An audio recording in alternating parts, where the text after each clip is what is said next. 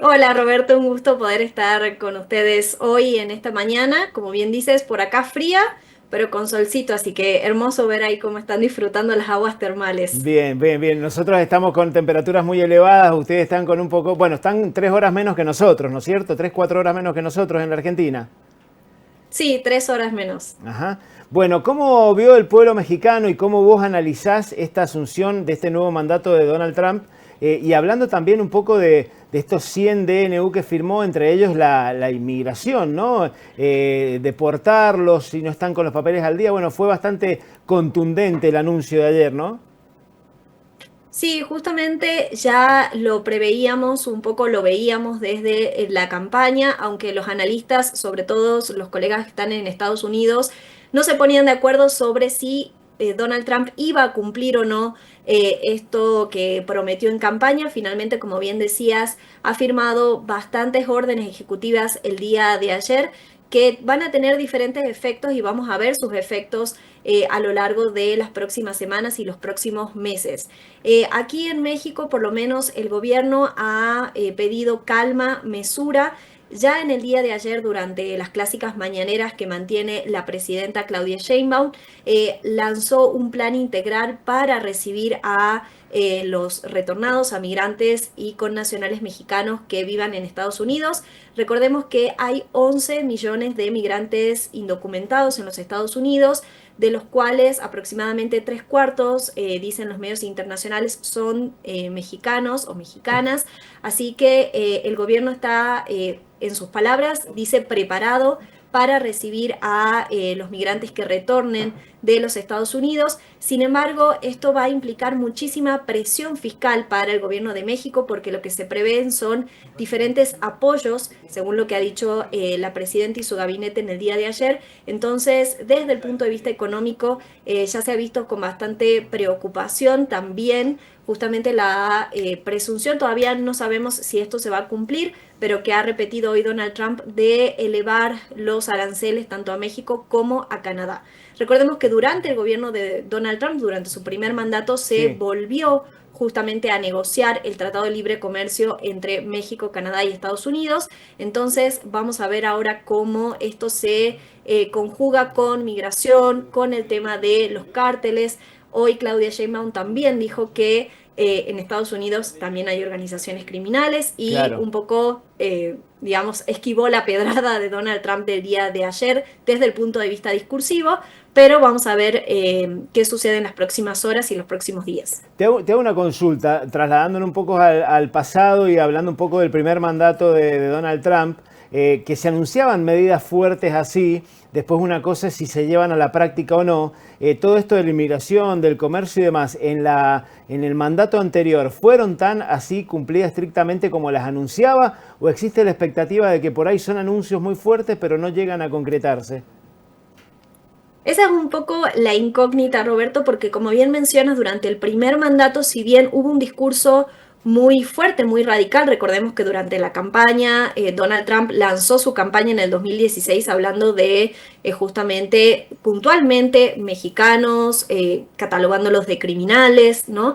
Pero en la práctica, lo cierto es que el gobierno de Donald Trump deportó a muchísimos menos personas que su antecesor Barack Obama y que incluso lo que ha hecho Joe Biden. Entonces, eso fue como la piedra en el zapato, coincidían los analistas que están en Estados Unidos, de Donald Trump durante esta campaña. Él se sentía un poco, digamos, en falta por no ser el presidente con mayor deportación en la historia de los Estados Unidos. Está hablando incluso de reflotar una ley de 1700 que tiene que ver con las infancias y poder deportar a las infancias si son vistas como un riesgo nacional.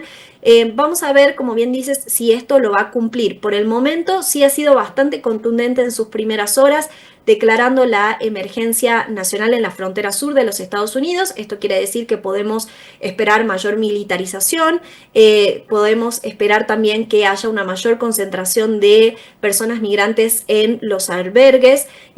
Justamente lo que estaban diciendo desde los albergues de la frontera es que actualmente de hecho no estaban en su capacidad máxima, pero que en dado caso de recibir una deportación masiva, sí se iban a ver en problemas de infraestructura para poder solventar esta situación. Claro. Entonces vamos a ver cómo se desarrolla esto. Lo cierto es que el gobierno de México durante estos años sí ha sido muchísimo más estricto e incluso ha militarizado su frontera sur para evitar justamente el paso de migrantes que vienen desde Centroamérica y desde mucho más abajo, incluso pasando el tapón del Darién, que sabemos los problemas humanitarios que hay en esta zona actualmente, y eso ha reducido bastante el flujo de personas migrantes. Pero si, por ejemplo, en los próximos meses vemos caravanas migrantes que están cruzando la frontera sur de México, vamos a estar ante una situación humanitaria muy importante, que creo que es lo que no tenemos que perder el foco. Claro. Estamos hablando de personas, miles de personas que están cruzando en situaciones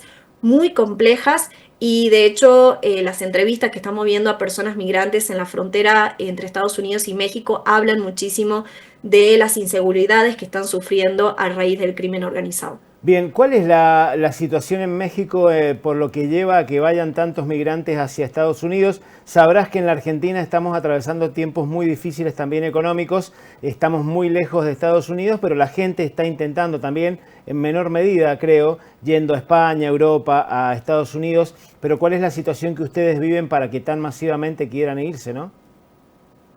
Por un lado, te podría responder, Roberto, en relación de México a Estados Unidos, es una migración histórica que empezó finales del siglo XIX, principios del siglo XX. De hecho, cuando Estados Unidos necesitaba mano de obra durante la Primera y Segunda Guerra Mundial, muchos trabajadores mexicanos cruzaban la frontera. Recordemos que parte también del territorio de que es actualmente Estados Unidos hoy era parte de México Claro. durante gran parte de la historia. Entonces, aquí hay una relación histórica que está, por supuesto, influenciada o hoy, digamos, en las últimas décadas y años, se ha visto potenciada por lo que se ha llamado en México la guerra contra el narcotráfico declarada por el gobierno de Calderón, que lo que ha ocurrido es que se ha, digamos, enfocado mucho en desarmar a los cárteles con una estrategia que ya se usó en Colombia y que se ha visto que es ineficiente, que es justamente atacar a las cabecillas, a los líderes. Claro. Esto lo que provoca es que las organizaciones digamos, del crimen organizado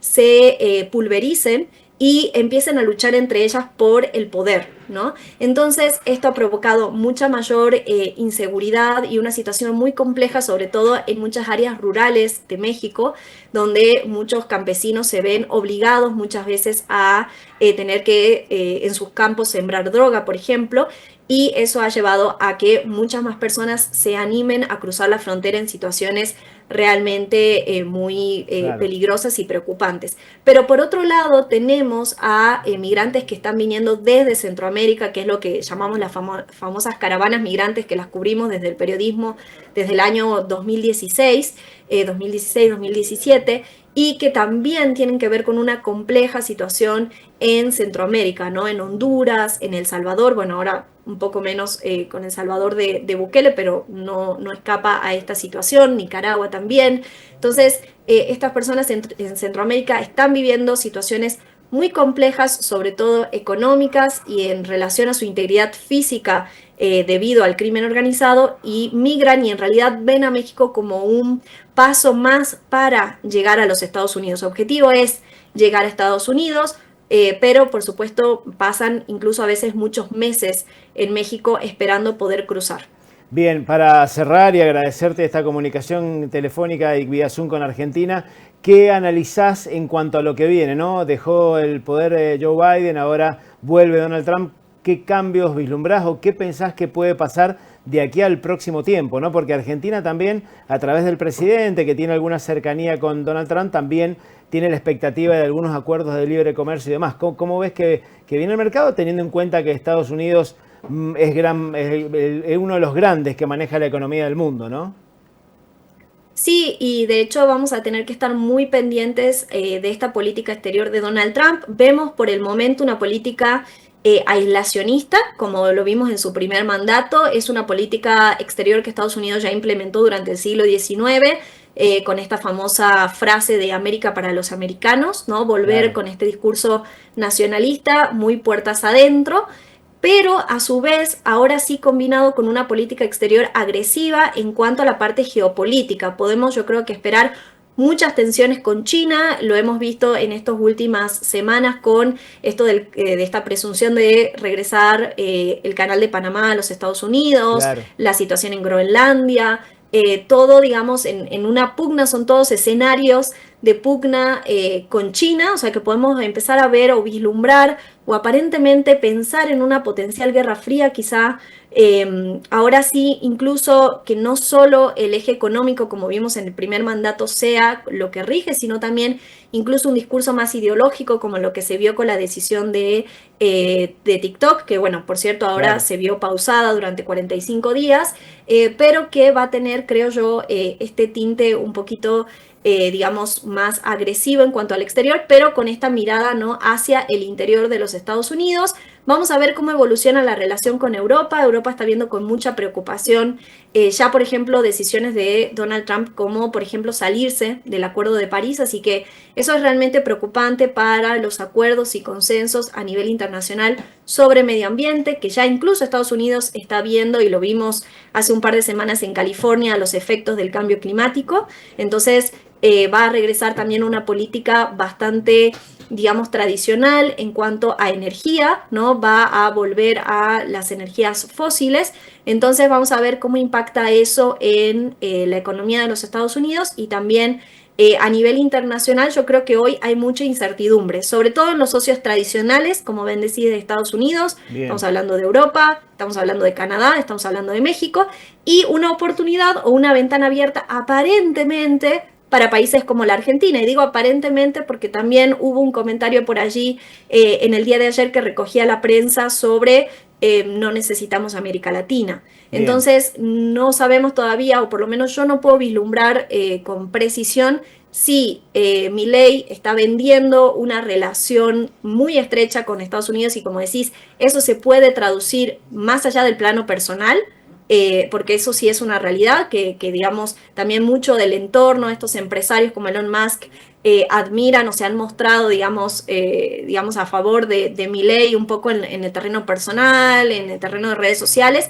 ¿Cómo eso se va a traducir, me pregunto yo, al ámbito institucional? Claro. Argentina tiene que tener una embajada fuerte, una embajada sólida que pueda empezar a traducir esto realmente en política exterior y política pública que beneficie a la economía de Argentina. Esperemos que Bien, la sí. última, Tiago, porque mientras hablabas se me ocurrió pensar cómo será la relación Donald Trump-Nicolás Maduro a partir de las últimas declaraciones de Joe Biden, el tema del petróleo y todas las situaciones que están pasando en América Latina, bueno, América en general, con Venezuela, ¿no?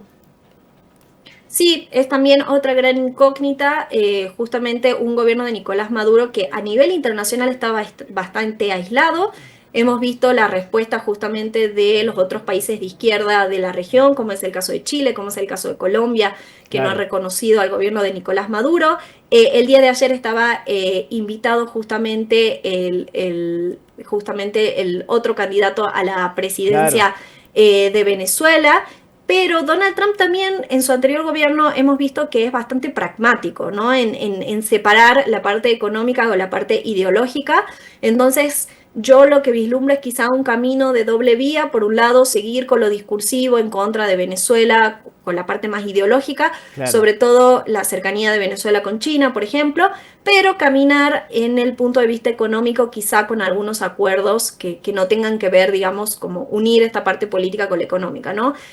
Un poco por el estilo pragmático de Donald Trump, pero creo que va a ser clave ver cómo Venezuela se mueve, sobre todo con China, porque lo que está molestando mucho a Trump es que China se está acercando a diferentes Claro. países, no solo en América Latina, sino también en África, por ejemplo, Claro. financiando grandes obras de infraestructura. Lo hizo hace poco en Perú, por ejemplo, financiando un gran centro justamente marítimo.